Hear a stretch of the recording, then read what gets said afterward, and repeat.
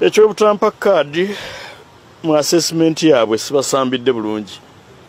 Balina bye baagala bye sisobodde kukola. Ebimu bayinza n'okuba nga tebabimbuulira nga byabalema communicating ne batabimbuulira. But for me, from the bottom of my heart, I am okay. I am okay. Tell the world that I'm okay. Era saagala muntu ansaasire. Bwe kibanga ekyakoleddwa si kituufu basaasire eggwanga.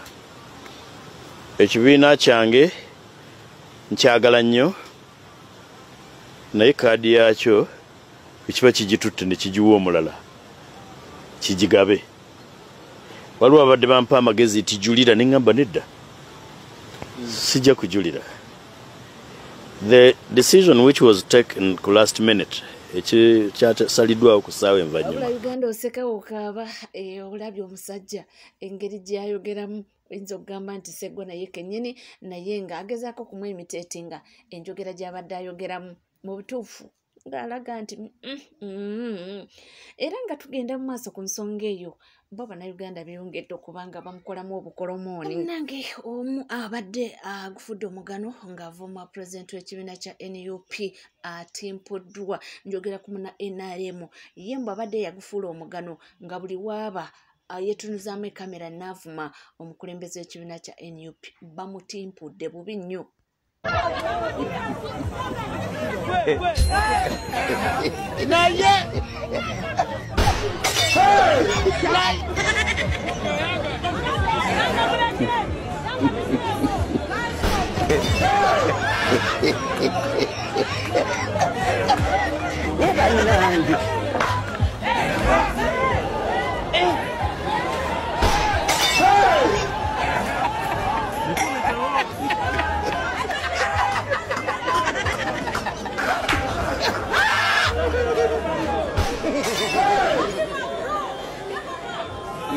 Mazima.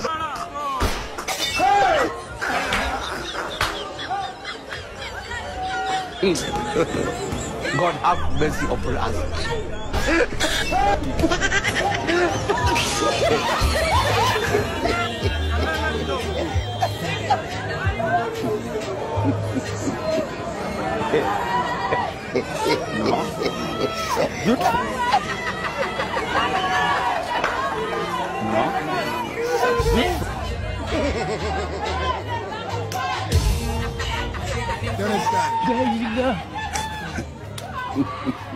Mazima.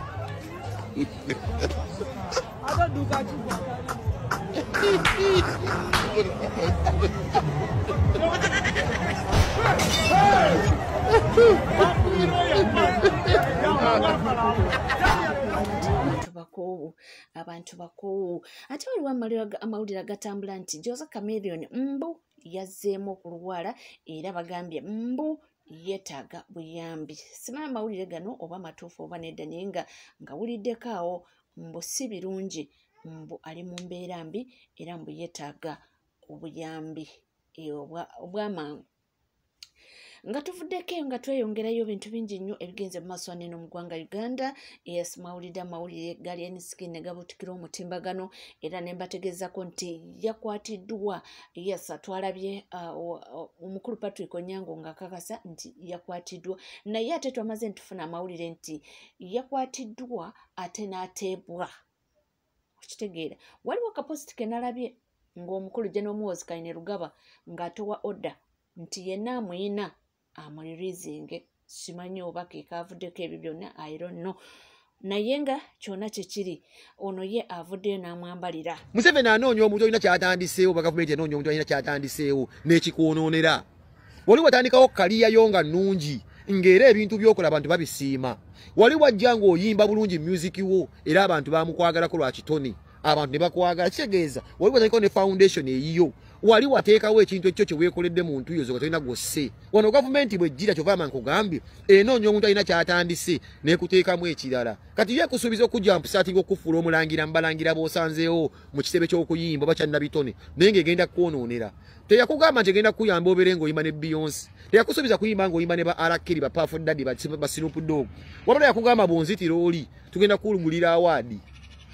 Bw'onkolera kino tugenda kugulira emmotoka. Y'ensonga ki wasooka okutta omuntu omu nga bakusimba Range Rover watema nteme. Bwe wafumitanga abantu obuso nga bakongera zipikipiki ng'otema nteme. Bwe okolanga kino ngikolera kino ng'ekuwaayo emmotoka, ekuwaayo abagoberezi, ekufuula ow'ekitalo nga weetwalanga omuntu bwe gamba abadde amanyi nti eno ensi ogisobola. Ladies and gentlemen, the fall and rise of alien skin. Oli Kenya. Ogenda kuyimba nani? Ogenda kubeerayo otya? How much money have you spent? Mu byokweyonoonera okulaga abantu nti oli wakabi. Abantu b'okonye ku nguudo wadde otambula n'abantu nga mukoona abantu ne mudda n'okudda livansi mubamalirize. Traffic gw'okoze ebiseera ebisinga nga bakazi bagenda okuzaala naye olw'okuba alien skin ayitawo omuntu n'azaalira mu mmotoka n'omwana n'afa. Abaana baffe ab'amasomero abagenze nga leeti ku masomero omuntu n'atuuka okutwala omwana ku ssomero naye alien skin ayitawo emakindi n'osiba oluguudo omwana n'agenda leeti n'amisinga ne lecture. Bizinesi z'oyonoonye meka. Wabaddewo akaduuka kempulire kemuyita maama Naamu wembadde mujja ebyokunywa mu kusasula monthly wadduse kaakaze bafane mujja ge badde bajja bigiji gwe baliisa amayirungi Coca-Cola ge baliisa amayirungi ebibiri gye badde bagulawo kubeera nga basikoleza enjaga wadduse n'amafuta ge badde mukoleze ga kerosene okubanga mukyankalanya ensi okwokya obutale bw'abantu. Baakutuma okwokya ekibizimbe kya Mukwano ebadde ddiriyo esembayo ogikoze. Everybody is replaceable mu gavumenti ya Museveni tujja kanya kibagamba. Inti buli omu addizibwawo n'ebyokola byalimu basipapa tuze tukigamba naye ng'olowooza olimba. Maama akitegedde kati yayitaako ka capital akalima balugu kati biweddewo awenne mutabani awenne banagwa mmada. Ogenze ennyumba champion mama champion good wamusuubiza ennyumba ye tukoze tutya tubanjize tutya tutwale nti ewa mubba we omale banga ngo exploiting labor child labor. Omwana omutonga wefudde nti okola naye okategedde ensi bwetyo munnange bwotyo bwogikungudde webale tulabako kati angu kakasaki munnange nga gyoli Kenya otulaba manyi video jajjiraba n'abavubuka bafangu ne bajja kugiraba. Ndi mukutegeeza muganda tugenda kulonda omukulembeze omupya Robert Kyagulanyi Ssentamu era ne mwe Uganda tukirizibwa kudda ssebo. Inti olaba osise ku mulembe gono omusajja n'akukkirizwa ye nakyakoledde okubanga ekyakabikutolosa kuddusa. Munsi yaffe gye tuleeta ate ggwera keesi ekyaliyo. Si yekkeeyo ono noyo oli tugibikule yajjula mu gwe watta tokkirizibwa era kudda. Kyedi mu kutegeeza. Nina ssanyu nti kati saa zino bwe ndaba kitebe kya fango ne kikalu. Kuba abantu wadde tebasobola kwebaka. Kati omuntu asobola otambula mu makindi n'atawambibwa. Okitegedde. Okusoma akatabo omuntu ke yasoma n'okasoma bubi. We buli badi Bobi Wine wa buli badi man amaliriza nga gwe omaliriza. Gwe kyongamba Bobi Wine alina be yalina kuwamba mbiseera bye nga akyali muyaga. Olaba ne Kamili yenyigo timanyi titaba yamukuba. Waddasse ku bantu. Ensi tennatuuka kugidduka bwatu nga gwe bw'ogidduse ozanye mapeesa mafu. Ni wano mukujjukiza nti tuli mu volume akasoka the fall and rise of alien skin. The fall and rise of alien skin. Ekikulembera ekigongo obikudde ebitabo ebya Revelation mu Bible. Bakiyite ekikulembera ekigogaba malala.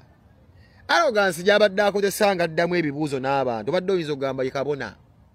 Kati njagala ogikozesa era. Ngwagala kakasa ati munnange ensinzibwa ebiseera ebisinga omugagga tayagalwa. Omugagga bamwagalako kintu kyalina.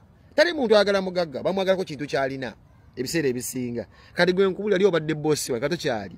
Toyini muntu ayinza kuddamu kugoberera. Isimami jagulo ye mukwata alhamdulillah. Buli setani sokola mbu bwe batulimba nenze mmanyera sibakwate. Baba gambya buli omwadduke bibye. Nekirungi nnyo nti mutulekedde Uganda enteefuteefu. Music omuleso otya. You're the best in the room. You're the best in the room. Okategedde. Kati Uganda ntebeevu. Nze nja kujjano nga mbajjukiza nti alien skin yatta omuntu. Omuntu yadda kuddamu okulaba nga apangisa alien skin obanga ya associating alien skin nawo beera musi. Era nze business nja gikubamu. Promoter yenna ng'oli Dubai diaspora okupaira ng'opangisa alien skin yonna oba omujje Kenya. Eyo show nja kugikuba. Tetuyinza kulaba abantu batta abantu ne badduka mu ggwanga gwembolese kivulu. Take note London ne Dubai mwe musinga okuleeta abantu.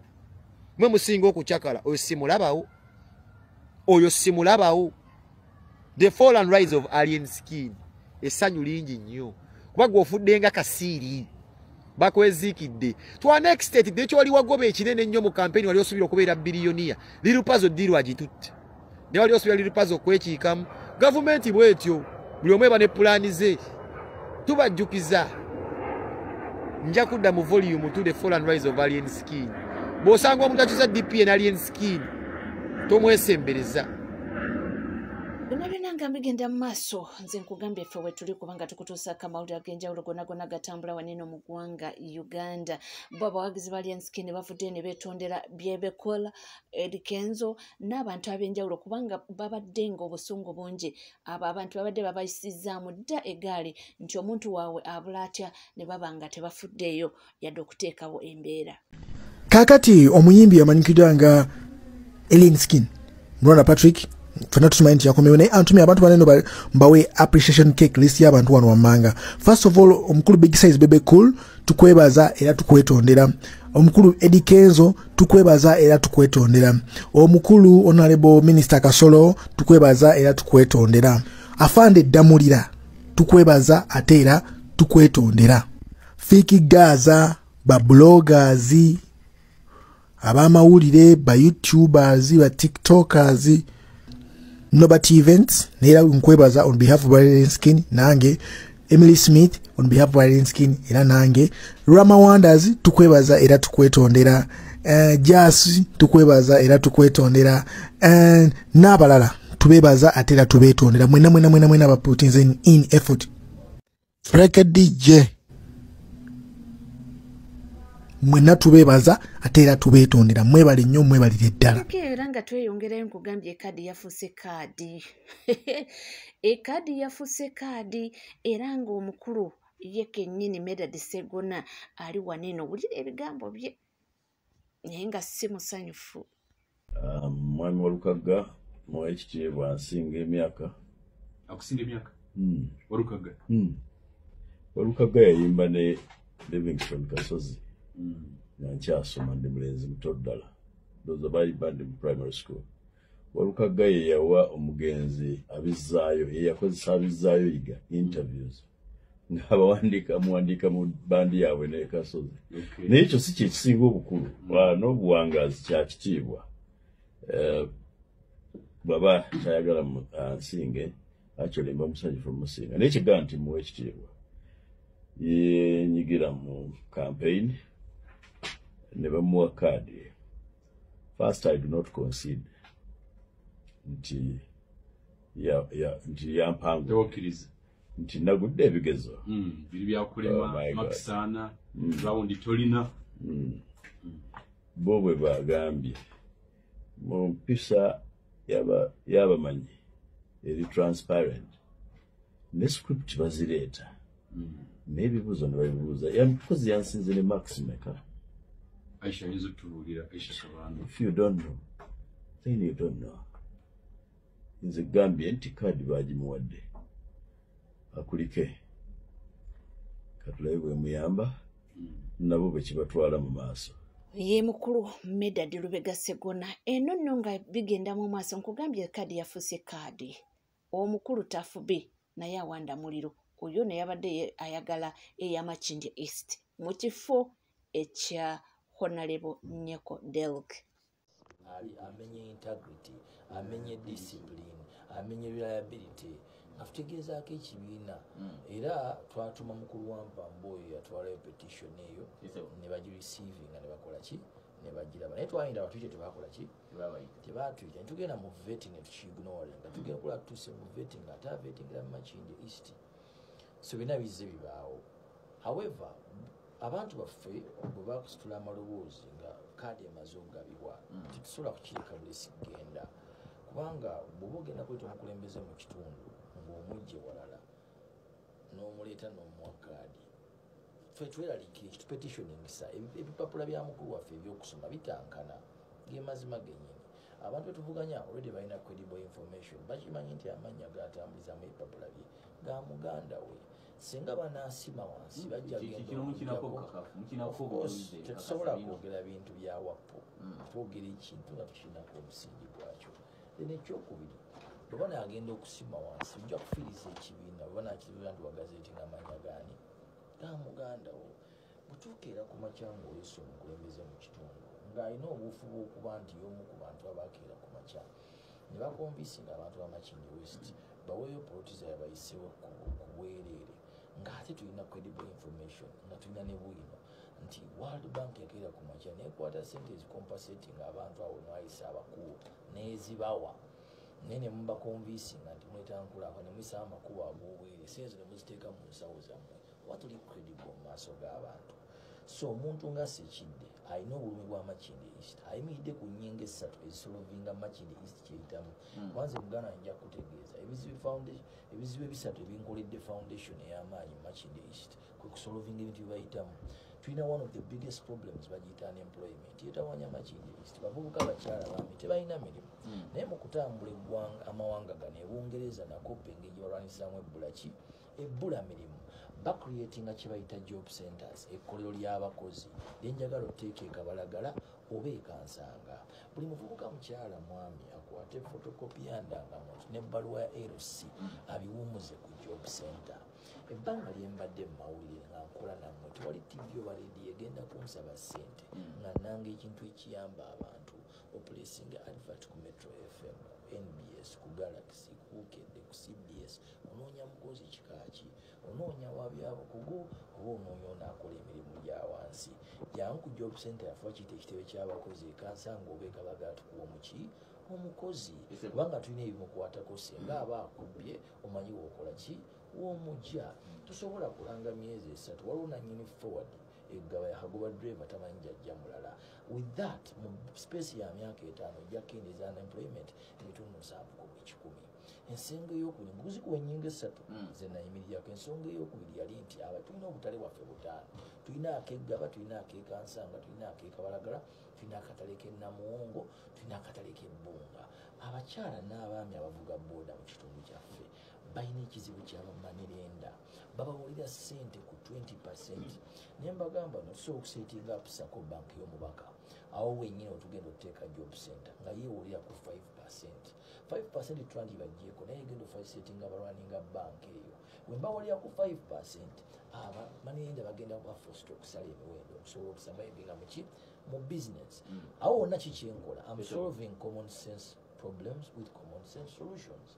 Ensonga esembayo nembagamba bagwira batumazeewo bafubutuka eggaba ne bajja paka emusaidi zekalagala genda paka ekibuli tetubagoba naye twagala kubolwenga liifu okuva eri Tanzania.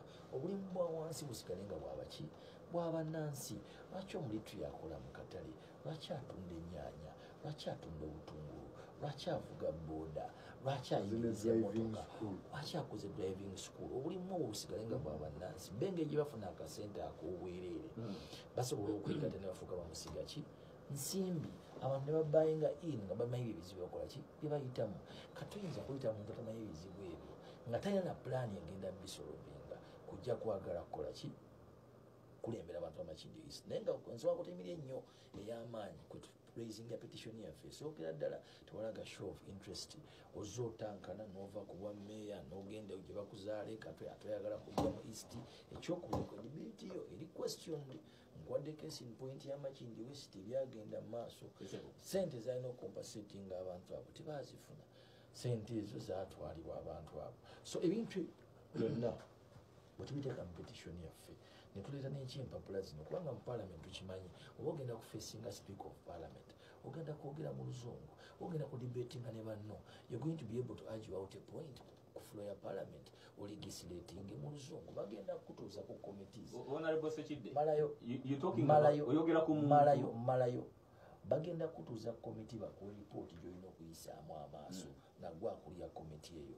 Omuntu gwe njogerako omumanyi, omuntu gwe njogerako tabisobola. Oyogera ku muntu abadde meeya. Obiwulidde kaadi yafuuse kaadi nonno waliwo n'abataafunye naye nga basirise. Kyesimanyi tebanavaayo. Nalabyeko ngempulira mu nkuubo nti Honorable Alan Sewanyana ayagala komawo nga independent. Simanyi naye ndabyeko awo nga waliwo abagezaako okuba nga bakipushinga oba yakyogeddeko. Simanyi nawuliddeko nti ono Medadi Segona akomawo nga independent. Nempulirako nti omukyalo oli Joyce Baagala akomawo nga independent. Bangi mbu abakomawo nga ku Bwana Munigina bagamba nti obuwagizi bukyaliyo yadde nga babemme kaadi. Bagamba mbu kaadi si yeyina obuwagizi bo according to them nti basobola okuba nga ekintu bakyekolera mbu nga tebalina kaadi. Bali kubanga wekomide ku NCK TV. Teweerabira kubanga osubscribinga, ringinga that notification bell, sharinga, likinga. Ebisigadde nkomo nabyo tovaawo.